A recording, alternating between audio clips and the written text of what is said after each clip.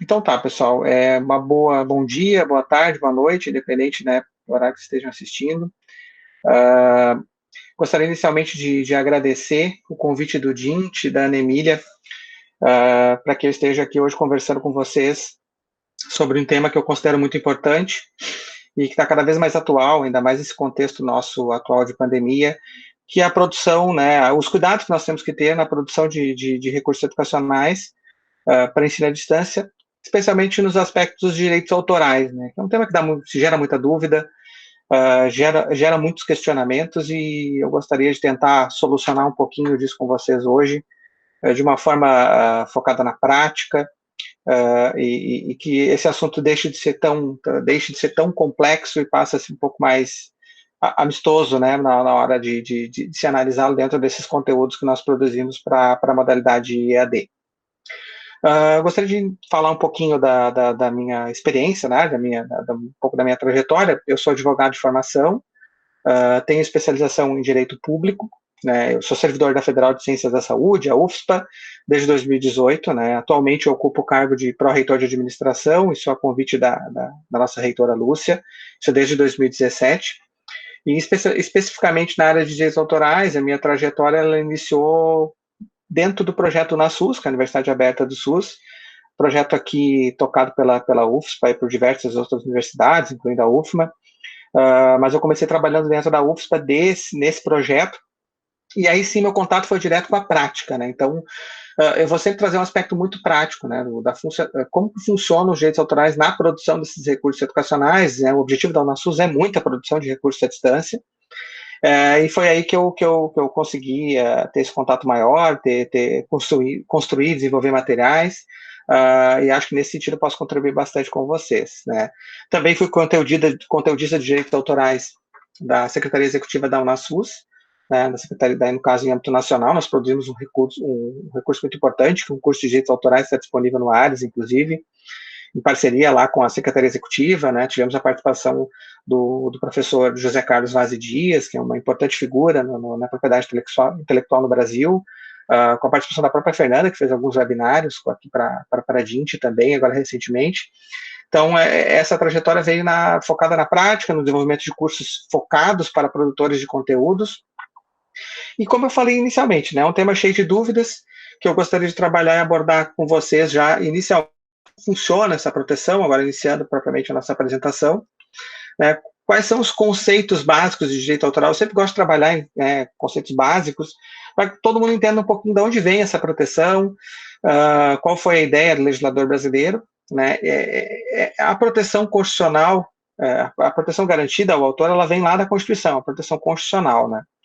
Então, o direito do autor ele foi elevado ao nível de estar presente na maior norma que nós temos dentro do direito brasileiro. Está lá o artigo 5º, lá nos direitos fundamentais da República Federativa do Brasil, e traz inicialmente uma informação não muito interessante para nós, produtores de conteúdo, né? Mas interessante para os autores, depois eu vou explicar um pouquinho dessa lógica de proteção, que é um grande não, né? As obras são protegidas em regra, o direito do autor é lastreado em um grande não mesmo, tá? Então a gente não pode sair utilizando qualquer obra, qualquer material que encontramos sem a devida autorização do autor, né? Isso constitui uma violação e está garantido em nível constitucional, tá? Então, em princípio, as obras não podem ser utilizadas, tá?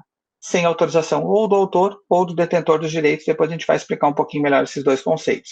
Então, a própria Constituição trouxe também a previsão de que esse assunto seria regulamentado em legislação infralegal, né, infraconstitucional. No Brasil, o tema foi regulamentado pela Lei 9610, que é a famosa Lei de Direitos Autorais. Tá? Essa legislação aí, sim, ela detalhou mais esse dispositivo constitucional, explicou quais são os direitos conferidos aos autores, né, os direitos, depois a gente vai conversar um pouquinho dos direitos patrimoniais, os direitos morais, né, os conceitos de obra, o que se considera uma obra, o que não é uma obra, né, quais são os usos permitidos dessa obra, né, quais são os limites dos direitos de autor, né, até onde o autor possui esses direitos, né, até onde esses direitos do autor vão, né, então tudo isso foi trazido lá na Lei 9610, é uma legislação de 1998, está em fase de atualização, uma parte dela, foi discutido, inclusive, em consulta pública pela Secretaria de Cultura ano passado, mas ainda não foi votado. Então, tem uma discussão de atualização, tendo em vista as novas tecnologias que foram implementadas para disseminação do conhecimento, produção de conteúdos, né, muito relacionada à rede mundial, né, internet, mas tudo isso ainda está em discussão. Hoje que tem em vigor essa legislação, ela tem algumas pequenas alterações, mas o corpo, a ideia principal dela é ainda de 98. Né, ali nos seus artigos 28 e 29, ela traz lá os direitos que são os principais direitos do autor, né, da parte patrimonial, e agora a gente vai trabalhar um pouquinho os conceitos que ela traz, né, um pouquinho, o que essa legislação nos diz sobre o direito autoral. Um dos conceitos iniciais importantes é entender o que de fato é uma obra, né? Qual o conceito de obra? Qual o conceito que o legislador trouxe para dizer, isso aqui é uma obra protegida, isso aqui, para mim, não considero como uma obra. Isso é extremamente importante para a gente identificar, né? Qual o território, né, onde a gente está trilhando, e a lei trouxe, basicamente, atrelando o conceito de obra às criações do espírito humano. Então, todas as criações humanas expressas em qualquer suporte, né, independente se ele é um suporte online, se está na internet, independente se é um livro, se é papel, e até suportes futuros que venham a ser criados, sempre a legislação foi muito abrangente nesse ponto, no conceito de obras, trazendo inclusive que futuros suportes que sejam criados, hologramas, qualquer coisa que tenha ali a criação do espírito humano vai ser protegida como obra autoral, né? Nós sempre citamos aí como os principais exemplos, né, são as obras artísticas, as obras científicas, as obras literárias, e como eu disse, independente de como elas estejam materializadas. Então, a obra é uma criação do espírito humano, a gente sempre cita como exemplo o contrário, né, para ilustrar um pouco isso, uma pintura feita por um macaco, por um animal, ou qualquer outra criação que não seja humana, inclusive por máquinas, não é considerada uma obra protegida pelo direito autoral. Para ser obra, eu preciso da ação humana dentro desse processo de criação. Então, não é um processo que um robô cria, não é um processo autoral. Claro que nem tudo que é criação humana é considerado obra, né? A própria lei, lá no artigo 8º, a lei de direitos autorais, traz aquilo que de fato é uma criação humana, porém, para ela, a lei de direitos autorais não é considerada uma obra autoral e não possui a proteção pela legislação de direitos autorais. Então, a gente tem os exemplos de formulários em branco, não possuem direitos autorais, né? Os textos de lei e normas infralegais, né? As decisões judiciais também não são consideradas como obras protegidas, né? Não são protegidas pelo direito autoral, por mais que sejam criações humanas, né? Tem toda uma característica de obra, mas elas não têm a proteção do direito autoral, por isso que a gente replica decisões judiciais, por isso que muitas legislações em nível federal são praticamente copiadas em nível estadual, em nível municipal, sem a necessidade que o legislador municipal, o legislador estadual, venha solicitar autorização, porque aqui a própria lei diz isso aqui para mim não é protegido, não é considerado uma obra protegida, você pode utilizar. Também tem as questões das marcas e desenhos industriais, que possuem uma proteção específica lá para a lei de propriedade industrial. E daí a proteção não é como obra autoral, mas ela é como uma proteção mais utilitária, mais voltada para a exploração na indústria, no comércio e das marcas, né? Então aí a proteção é em outro local. A proteção não é oriunda da legislação de direitos autorais. Eu sempre destaco isso, né? Não quer dizer que não seja protegido, né? As marcas e desenhos industriais possuem a sua proteção, mas sobre um outro aspecto, que daí não vai ser o caso aqui, que eu não quero adentrar em maiores detalhes, porque em virtude do nosso tempo, né? Mas existe uma proteção, mas não é aqui de direitos autorais. Então, aqui, em tese, nós entramos na primeira forma de uso, né, de materiais, de algum tipo de material em recurso EAD, né, a gente pode citar um texto de lei, a gente pode citar uma norma, decisão judicial, né, no direito se usa muito isso, o próprio formulário, é mais restrito, mas já passa a ser uma hipótese que a lei trouxe que eu posso utilizar sem autorizar ninguém, porque não é considerado uma obra protegida. Então, aqui a gente já começa o nosso caminho, né, de tentar buscar formas de produzir recursos recursos educacionais sem violar a legislação de direitos autorais. Né? E dentro desse escopo normativo, né, dentro desse arcabouço que a lei de direitos autorais trouxe, quais são os principais direitos que ela confere àquelas obras, né? Que a obra lá está protegida. né? Por que ela confere de direito ao autor, ao criador, essa pessoa, né? Essa criação do espírito humano, ela é protegida de quais formas pela LDA? Nós temos, então, assim, a divisão na doutrina de duas grandes... São dois grandes pools de direito, dois grandes corpos de direito que são conferidos aos autores da obra. O primeiro são os direitos morais, tá? Esses direitos morais eles estão presentes lá no artigo 24 da Lei de Direitos Autorais, e eles conferem, eles têm uma característica ligada ao vínculo do autor com a obra, é uma característica ligada à personalidade do autor. Esses direitos são aqueles direitos que nós consideramos irrenunciáveis, inalienáveis, os quais o autor sequer pode abrir mão desses direitos.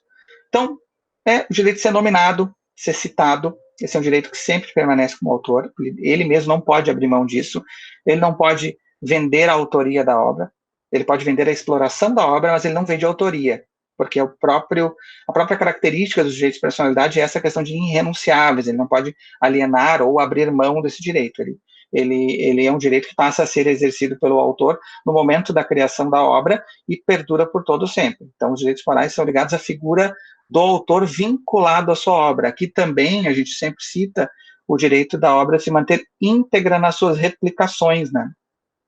Então, no momento que eu autorizo o uso de uma obra, né, eu posso autorizar ela com algumas modificações. De fato, muitas vezes, na produção de recursos, por exemplo, né, focado sempre aqui no nosso tema, na produção de recursos educacionais para ensino à distância, a gente modula, né, para que, por exemplo, um determinado conteúdo de um conteudista seja adaptado, né, para a modalidade EAD. Isso tem que estar previsto na sessão, né, ou na licença que ele está autorizando o uso, porém, eu não posso destruir o material dele de uma forma que até a ideia que ele colocou se consuma, né, a ideia desapareça, porque daí eu vou estar prejudicando uma característica do direito moral, ou seja, a manutenção da integridade, a ideia da obra. Então, uma obra que eu pego e for passá-la para o EAD, tendo autorização para fazer dessa forma, eu não posso fazer de qualquer forma que troque a ideia, por exemplo, original do autor e venha, inclusive, a ferir a imagem dele por ter divulgado um material, está divulgando um material que não é realmente o que o autor pretendia inicialmente. Então, protege a ligação do autor com a obra, a nominação dele, né, e a gente está falando um pouquinho, depois a gente vai conversar sobre a questão do plágio, o plágio ele entra aqui, e também da manutenção dessa obra íntegra com uma ideia que foi que o autor construiu inicialmente. Então, tem uma série de outros direitos no 24, mas eu destaco esses dois como os principais. Já os direitos patrimoniais, que é o segundo rol de direitos conferidos ao autor, eles são ligados às vantagens econômicas da exploração e da divulgação dessa obra no mercado. Então, eles são direitos focados na exploração da obra mesmo, né, que confere ao autor, por exemplo, como eu falei lá no início, né, a decorrência lá do artigo 5º da Constituição, ninguém pode utilizar uma obra de alguém sem a prévia autorização dele. Então, entendam, esse processo, ele vem na Constituição, ele foi materializado numa legislação infraconstitucional, e ele faz essencialmente parte da exploração econômica. Não faria sentido, né, todas as obras terem sua utilização livre, isso violaria o interesse do autor em vender, em comercializar essas suas criações. Então, o artigo 28 e 29 traz os direitos patrimoniais, são os direitos vinculados à alienação, à venda, e aqui sim, eles não são irrenunciáveis, não são inalienáveis, podem ser cedidos por contratos, negociados, vendidos, aqui o foco é a exploração comercial mesmo. Então, temos esses dois grandes grupos de direitos conferidos aos autores, morais e patrimoniais. Então, é bom sempre seguir essa lógica dos conceitos básicos para vocês entendendo qual foi a ideia do legislador, né? Ele conceitua lá na Constituição toda essa proteção, ele traz isso, né, a Constituinte, depois ele vem e traz ali os conceitos do que é obra não é, e o que não é considerado obra, e aí traz para o que é obra quais são as proteções conferidas. Então segue toda uma lógica a legislação. E aí chegamos no ponto que eu acho extremamente importante para a nossa discussão.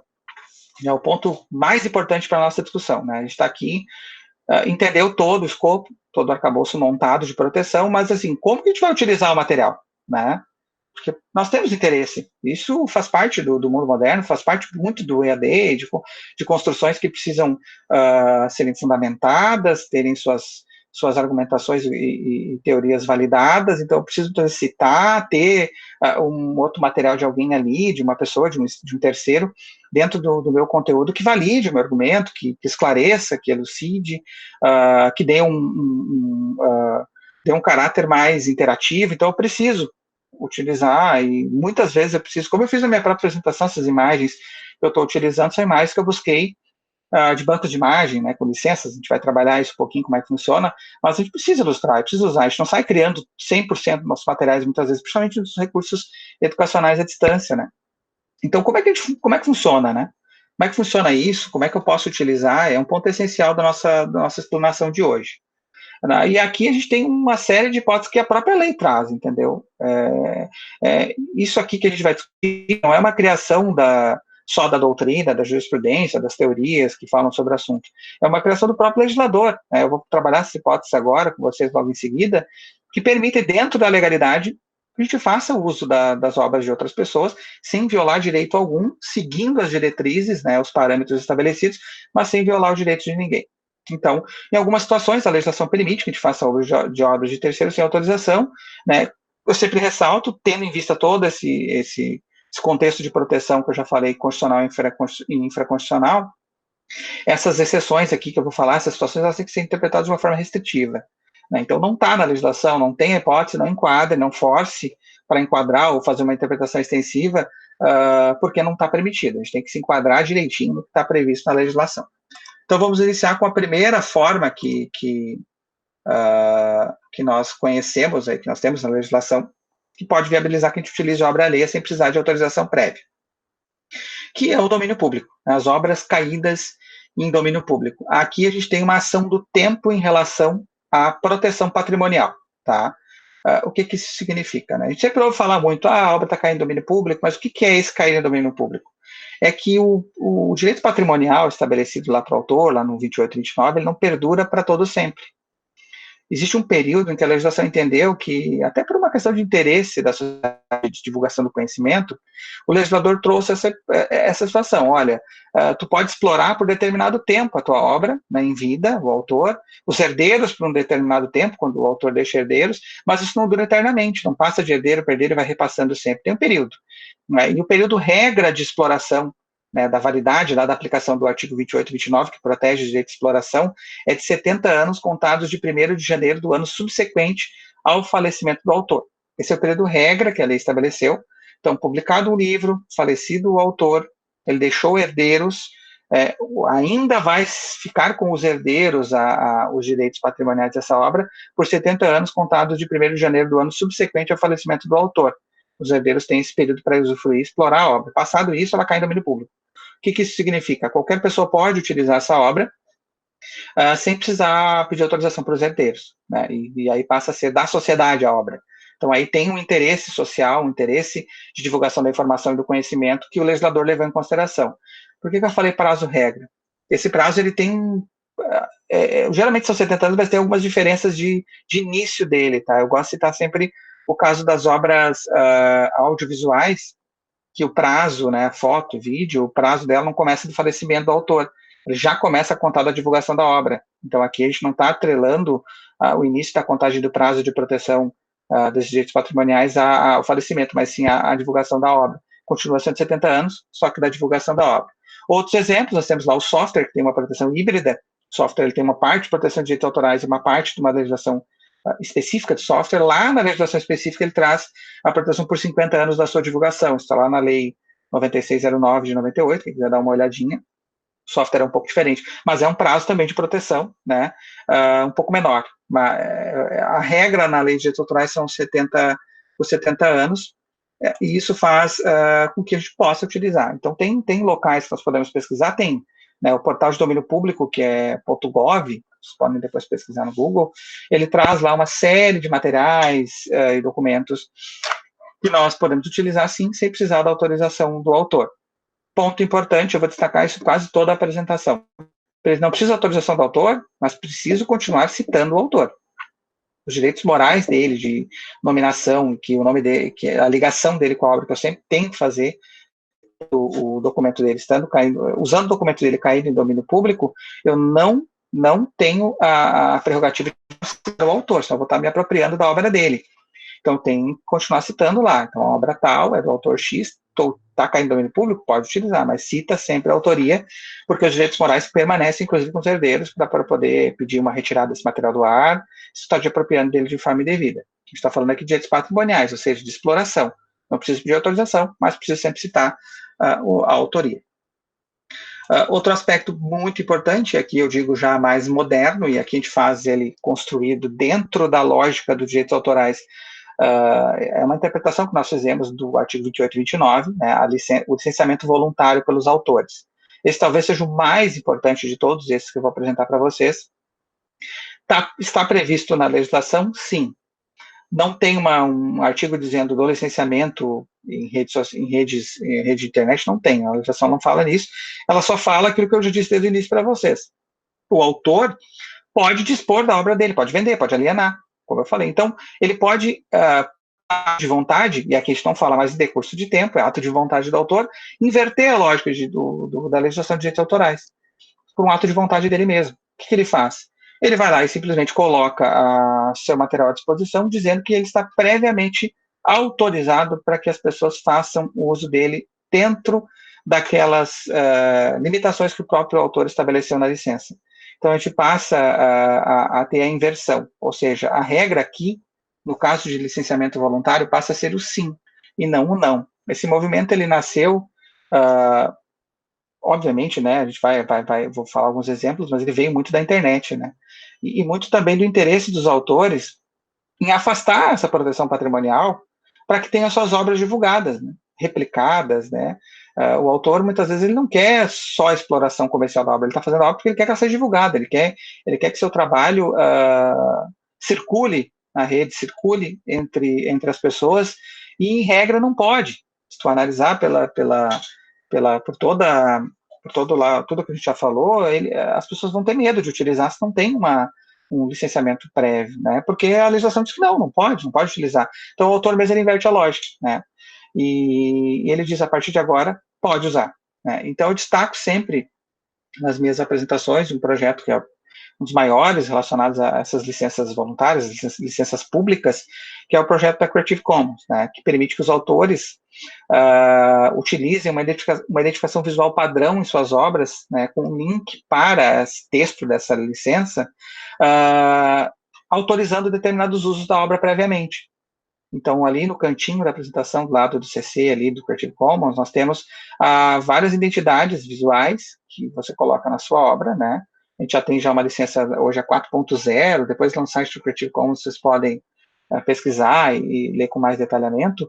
Ali você coloca, olha, eu quero que o meu trabalho seja replicado, pode ser com modificações, eu autorizo, pode ser para usos comerciais, né, você pode usar, ou não pode ser para usos comerciais, ou replique, mas sempre deixe ele íntegro, nada dele, você não pode alterá-lo. Então, tem uma série de hipóteses que as licenças permitem para o usuário novo, aquele que pega a obra alheia e quer utilizar para si. Isso torna muito mais fácil, né, o nosso trabalho. Então, se a gente consegue encontrar obras assim, eu posso colocar no meu trabalho, cito a fonte, cito a autoria, e eu vou voltar a repetir, eu nunca posso deixar de citar a autoria nunca, nem por licença, o autor vai poder abrir mão dela, mas eu estou mais tranquilo, porque eu sei que aquele autor ali colocou lá e deixou à disposição no banco de dados da Creative Commons, por exemplo, e eu posso pegar aquela imagem, integrar no meu trabalho, praticamente todas as imagens que eu utilizei aqui são de licenças da Creative Commons ou licenças de outros lugares, e aí tem FreePic, por exemplo, que eu coloquei na imagem, né, na nossa apresentação, que é um banco de dados com licenciamento voluntário prévio, né. Tem outras restrições diferentes do Creative Commons, mas é uma forma de licenciamento, eu coloco a minha foto, meu vetor lá, e eu quero que ele seja divulgado. E lá vai ter, dependendo do tipo de concessão, você pode usar para fins comerciais, não pode usar para fins comerciais, pode alterar, não pode alterar. Por isso que é sempre importante prestar atenção nas licenças prévias, né, que estão sendo concedidas. Não pode passar desse ponto, né, do que está sendo autorizado, porque daí volta a questão anterior. Passei do ponto, vem todo o conteúdo normativo do 28, do 29, do 24 para cima de mim. Ou seja, olha, aqui é um uso indevido justamente porque tu extrapolou a licença pré-autorizada. Coloquei também, antes até eu vou destacar um outro ponto. no Creative Commons tem uma característica bem interessante. Você não pode pegar um material e replicá-lo. Então, eu tenho uma licença que permite que eu replique o material. Então, eu replico o material e aí eu vou disponibilizar esse material para outras pessoas. Né? Algumas licenças permitem isso. Eu não posso conceder, eu não posso criar restrições adicionais também, tá? Isso é uma questão que a gente sempre fala. Eu não posso pegar um material que está licenciado, por exemplo, permitindo que seja alterado, e eu disponibilizar esse material como se ele não pudesse mais ser alterado. Né? Isso, as licenças Creative Commons têm essa característica, eu não posso criar restrições adicionais ao que está previsto ali. Eu peguei, eu uso dentro daquele licenciamento, e se for permitida a replicação do material, eu tenho que replicar dentro da mesma licença. Eu não posso criar restrições adicionais. Né? Isso é importante sempre de destacar. Por que eu citei Google, YouTube e o pacote Office? Eles não são gratuitos, não tem licença gratuita, foi só para ilustrar que esses software sites, eles possuem mecanismos de busca que a própria filtragem de alguns materiais pode ser feita com licenças públicas, né? O Google tem isso, quando vai buscar imagem, você pode, lá na configuração avançada de busca, marcar que é só com licença, então ele busca só em locais onde os materiais são licenciados. O YouTube é a mesma coisa com os vídeos, né? Na busca avançada, você pode marcar, o YouTube usa padrão Creative Commons, pode marcar para pesquisar só vídeos que estão licenciados pela Creative Commons, que você pode utilizar no seu material. A mesma coisa no pacote Office, na busca de imagens lá também, se permite que você faça uma filtragem por materiais, por obras autorais que estão previamente licenciadas. É uma forma bem fácil, e eu acredito que aqui a gente tem um processo de revolução dos direitos autorais, né? Um processo de inversão da lógica e de facilitação, especialmente para nós, né, produtores de recursos para ensino à distância.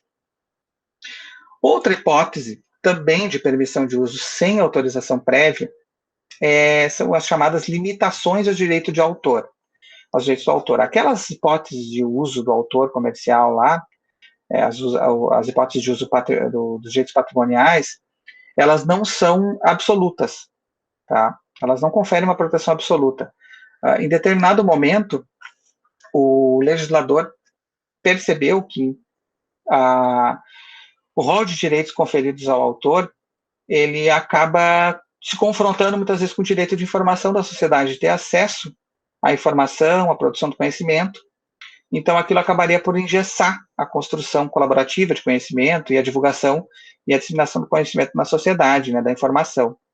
Isso tudo foi equilibrado ali pelo artigo 46 da LDA. Ele traz algumas situações em que a obra é protegida, ela não está licenciada, ela não caiu em domínio público, né, ela não, ou seja, em regra você não pode utilizar, mas em algumas situações especiais, em algumas circunstâncias, o artigo 46 disse, mesmo assim, se tu fizeres isso aqui que eu estou dizendo, você pode utilizar uma parte de uma obra, ou dependendo de uma obra integral, aí são casos mais raros, mas eu vou focar em dois exemplos, nós temos um rol maior, né? São os exemplos da citação para crítica e os exemplos de uso de pequenos trechos, tá? Claro, tem mais lá, tem mais situações, eu sempre citei situações, inclusive, que se permite o uso comercial transverso, que se chama, o uso de pequenos trechos do inciso 8º é um desses casos. Lá não delimita que esse uso de pequeno trecho possa ser explorado comercialmente ou não, ele não tem uma delimitação lá no texto da lei. Tem uma outra hipótese que fala em reprodução de obras autorais em suportes de mídia dentro de lojas para divulgação do produto. Então, aquele vídeo que você às vezes assiste lá numa loja que está vendendo televisão e está rodando um vídeo, uma música, para expor o produto, expor o som, expor a televisão, se for para esse suporte, não tem problema, ela pode usar uma obra autoral protegida na íntegra lá e ficar rodando dentro do espaço comercial para venda daquela televisão, daquele som, e tu tem um interesse comercial transverso ali, né, que é a venda do produto. Esse caso está lá previsto no artigo 46, foi uma hipótese também levantada pelo legislador de equilíbrio entre os direitos patrimoniais do autor e os direitos de informação e circulação do conteúdo na sociedade. Eu vou sempre focar nesses dois, porque são os dois que mais se aplicam aqui, a citação crítica e o uso de pequeno trecho, para nós, na produção dos recursos, né? São os dois assim, que eu entendo mais relevantes. Então, como que a gente aplica na prática essa? Eu vou voltar um pouquinho, porque tem outras duas situações que eu me dei conta que é importante eu citar. Tem o 48 e o 47 da Lei de Direitos Autorais, que também trazem situações de uso permitido, que são obras, por exemplo, situadas em logradouros públicos. Reprodução, por exemplo, de uma estátua que está num logradouro público é permitido. O que não é permitido é o uso e exploração comercial dessa reprodução dessa imagem. A gente cita sempre o exemplo do Cristo Redentor. Você pode reproduzi-lo lá, porque é uma obra que está em logradouro público, porém não pode explorar comercialmente essa reprodução. Essa reprodução, o uso comercial dela tem que ser autorizado lá pela Arquidiocese do Rio de Janeiro, já tem decisão do Tribunal do Rio de Janeiro, inclusive, sobre isso. Né? E paródias e paráfrases, né? Desde que elas não seja só uma reprodução do conteúdo original e que não visem a deturpar ou atingir a imagem da obra original. Então, existem mais algumas previsões, mas eu vou me focar nessas duas que estão lá no artigo 46, a reprodução de pequenos trechos e a citação para crítica. E aí nós começamos a trabalhar como aplicar na prática essas duas situações. Por que a gente fala em como aplicar na prática? Não seria fácil, só citar um pequeno trecho, lá está ok. Não. O legislador ele deixou muito aberto, ele deixou o texto da lei muito amplo. Então, alguns conceitos lá são muito difíceis de interpretar. Dentro assim, eu posso citar para vocês a reprodução de pequenos trechos de obras pré-existentes de qualquer natureza em obra nova. O que é uma reprodução? O que é um pequeno trecho? O próprio conceito de pequeno trecho ele é bastante vago, né? Ou usos que na medida em que o uso for adequado, também tem isso dentro da legislação. Que conceitos são esses, né? Como que a gente vai entender o que é um pequeno trecho? Um livro de 100 páginas, são 5 páginas, são 2 páginas. O que é esse pequeno trecho? É bem complicado, tá? O legislador não trouxe um parâmetro muito detalhado, e aí a gente vai ter que ir para a doutrina, vai ter que ir para a legislação internacional, para tentar achar uma baliza, ou seja, tentar achar um ponto de equilíbrio que permita que eu valide esse uso dos limites, que eu valide essa utilização dentro dos limites do direito ao autor, do 46, sem estar violando lá o 28 e 29, que prevê a regra de proteção da exploração dessa obra pelo autor. Então, assim, dentro da doutrina internacional e essas previsões estão lá na Convenção de Berne, no Acordo TRIPS, foram incorporadas à legislação brasileira, se construiu a chamada regra dos 3 passos, que serve como uma baliza para analisar se aquele uso ali das limitações estão adequados ou não. O que eles chamam de uso justo, né, o fair use. Né, se estamos adequados a uma utilização que está permitida, estamos adequando, se o uso da limitação está adequado à própria legislação e se está adequado ao espírito todo trazido pela Lei de Direitos Autorais. E aí, falando um pouquinho dessa regra dos 3 passos, que é o Three-Step Test, como é que a gente vai iniciar essa validação, por exemplo, de uso de um pequeno trecho? Primeiro passo, eu tenho que analisar que o uso tem que ser feito somente em casos especiais. Né? O que seriam casos especiais? A doutrina traz que tenha uma previsão legal, e nós temos, aí vamos voltar para aqueles 2 que eu falei, citação para crítica e pequeno trecho em qualquer nova obra. Esse uso especial tem que estar previsto em lei. Então, no nosso caso, está. Né? E aqui eu estou trazendo o direito internacional mesmo, tá? Eles trazem lá essas hipóteses, então tem que entrar na tua legislação e verificar. Tem a previsão de uso de pequeno trecho? Tem. Então, eu posso utilizar um pequeno trecho, eu posso citar uma obra para crítica. Então, ok, primeira etapa do primeiro passo está validada. Previsão legal. Esse acessório na obra nova, então, no material que eu estou criando, esse trecho que eu estou utilizando, ele é acessório? Ele é um trecho que vai apenas validar um argumento, ele vai compor na forma de elucidar mais o meu material, ou ele passa a ser praticamente uma etapa principal do novo material? Então, aí a doutrina entende que o que significa esse uso acessório? Eu retirando o pequeno trecho que eu citei do material novo, eu faço a retirada dele, o meu material continua com início, meio, fim e lógica.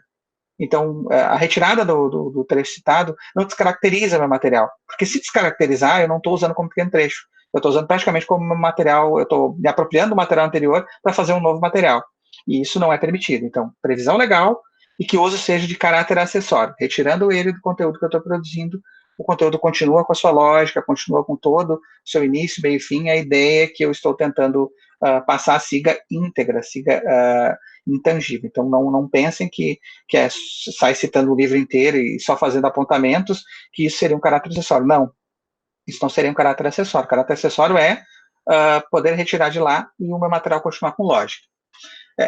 Outro passo, e aí nós estamos entrando já na segunda etapa do Two-Step Test. Não violar a exploração comercial da obra. Eu sempre gosto de citar o exemplo do audiovisual, tá? Vai colocar um pequeno trecho de um filme, alguns segundos de um filme do material teu, não coloca a parte ápice do filme, onde se revela todo o enredo, né? Não coloca o spoiler dentro do material, né? Um exemplo que a doutrina traz. Por quê? Você vai estar desestimulando que a pessoa que tem acesso ao teu material não compre a obra, né? E aí sim tu vai estar violando a exploração comercial. Então esse ponto ele está focado em não prejudicar que o autor que teve essa obra utilizada por ti tenha a exploração da obra dele, até pela questão do tamanho, né? Dependendo se você vai citar um capítulo inteiro de um livro, um capítulo essencial, não pode, porque eu vou desestimular a pessoa que queria, que viu meu material novo, de adquirir, porque ele vai pensar, bom, preciso só desse capítulo aqui, tá ok, não preciso comprar o livro mais. Então essa questão é bem importante. Eu sempre ressalto, tá? Não tem tamanho. Tem essa validação da regra dos 3 passos e uma análise de equilíbrio, né, de proporcionalidade do uso. Então, o pessoal muito pergunta, posso usar um capítulo inteiro? Via de regra, não. Porque um capítulo inteiro ele vai muitas vezes tirar o interesse de um aluno, de uma pessoa que está assistindo o teu material, de comprar a obra, porque ela já está com um capítulo que interessa para ela. Aqui a gente está falando de pequenas partes, mesmo de obras novas, que podem ilustrar, até nós produzimos um conteúdo para o curso de direitos autorais lá da Unasul, Secretaria Executiva, e citamos um trecho, por exemplo, do filme do Steven Spielberg, bem aleatório, sem revelação de enredo nenhum, para falar sobre determinada questão de audiovisuais, né, de direitos autorais sobre audiovisuais. Isso é um pequeno trecho, estou lá 2, 3 segundos lá do vídeo, 10 segundos, se não me engano, foi o máximo, para ilustrar determinada situação, mas a gente não, se tu tirasse aquele material de lá, o nosso material continuaria com lógica nisso, o assunto seria completamente lógico do início ao fim, sem esse trecho citado. Então, cuidem muito esses passos, tá? Eles são só uma baliza, não é uma forma assim de abrir geral, ok, tá, o capítulo aquele acessório, eu posso usar, não. Tem que ter bastante cuidado na hora de utilizar. E, por fim, o último passo, ele é o mais abrangente de todos. Ele inclui lá os direitos patrimoniais e os direitos morais do autor.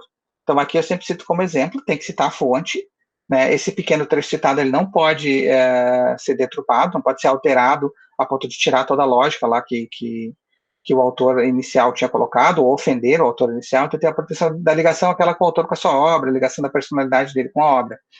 Então, esse aqui é um passo mais abrangente. Você não pode violar os direitos morais também e qualquer outro direito patrimonial de exploração que venha a ser prejudicado. É bem complexo esse tema, é um tema bem denso, né? A doutrina ela trouxe essas balizas assim para poder, pelo menos, criar algumas diretrizes, né?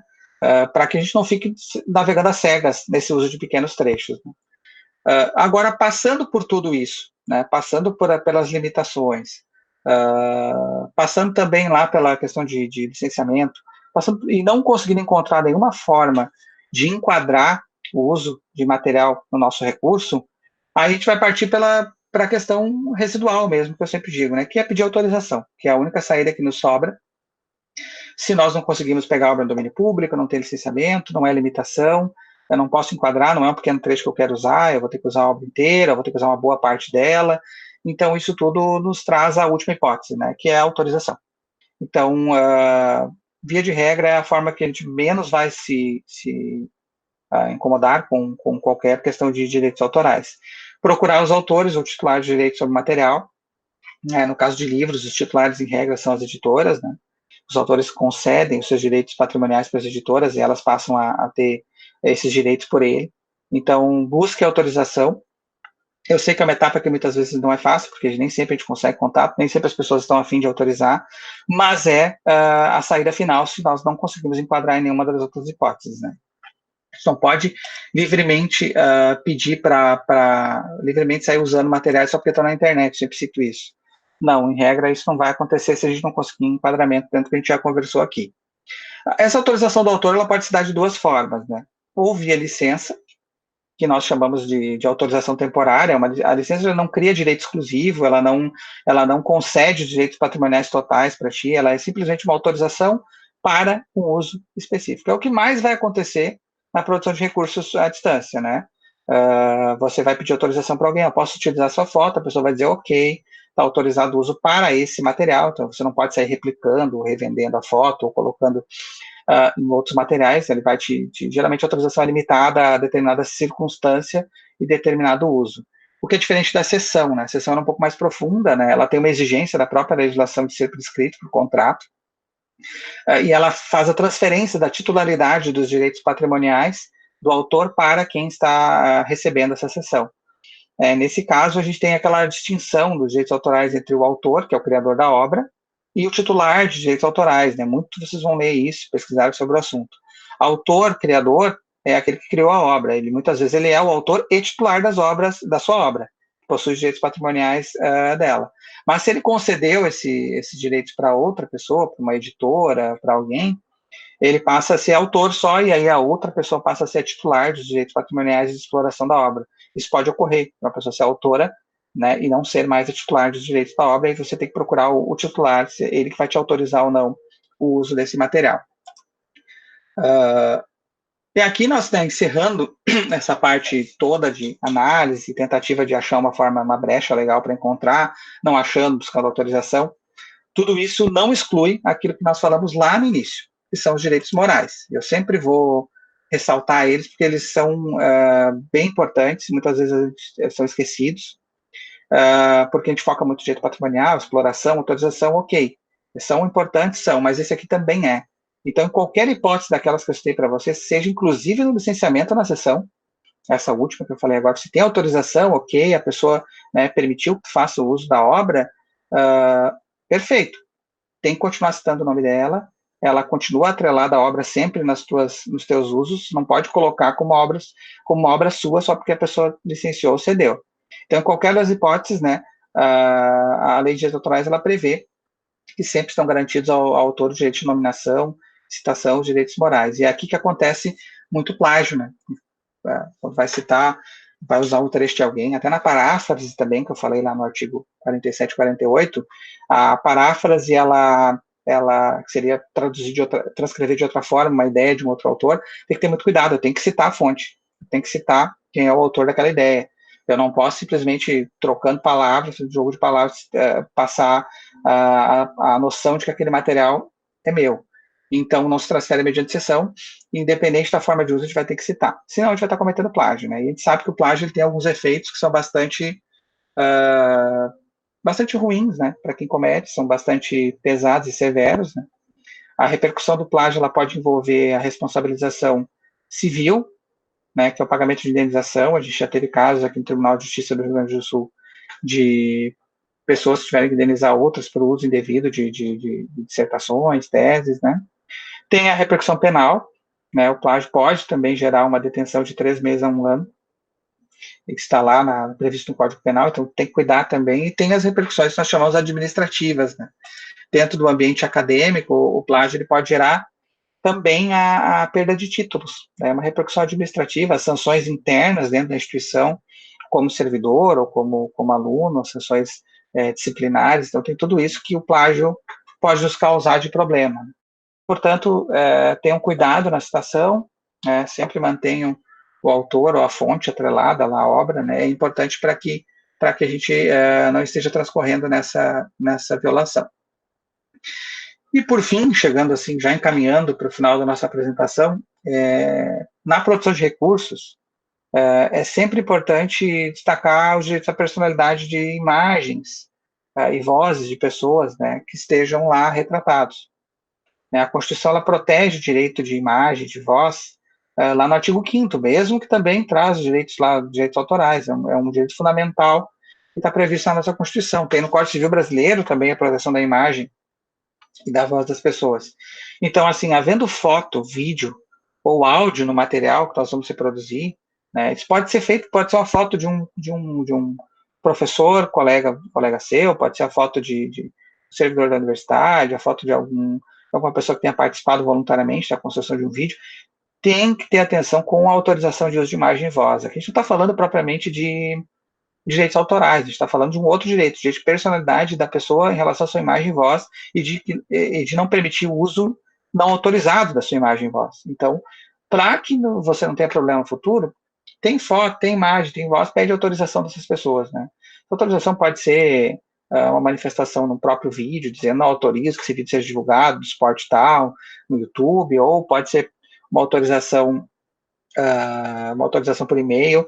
Assim, a formalidade aqui, a gente sabe a dinâmica como funciona, uma entrevista na rua, uma produção, não vai ter tempo de alguém estar lá com o documento para assinar, mas assim, a pessoa pode no início do vídeo, antes, depois edita, né, dizer, não, eu autorizo o uso, ou mandar um e-mail, dependendo se for um colega, eu posso usar a tua imagem, né, não tem problema, ok, não teremos problema no uso, mas assim, atentem para isso.